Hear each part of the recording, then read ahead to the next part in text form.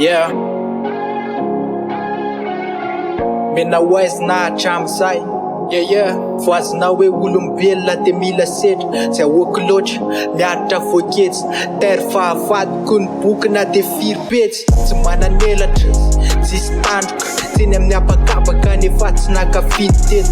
Afo mirehatra, loharano madio samy sehatra. De pisy fa ny akoatran'izay no fokeko.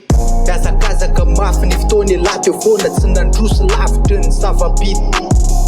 Mezakezaka manako na foana na hoana nefa ny antsoantso. Tsy atako na andreo zay mikikiky. Motiveny sana tsy miandry anao zao. Fotoana lavo vita tsy ho alako ny vidiny. Tsara mana tsara de tsara. Yeah. Fa rehefa tsy ho senda tsy fonanao tadidina. Mena hoandra ny azavana mahafinaritra fa saingy tsy tena matamana.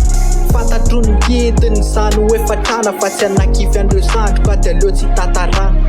Tsy manana ny amby fitaky rehefa ho ataoko. Tsy lany tsara mpanombo sampy raha tsy manantena ny any akoatra. Ny androany iainako de ataoko milay de mivoatra. Fa mila tafo zay de misaotra. Motiveny sana tsy miandry anao zao.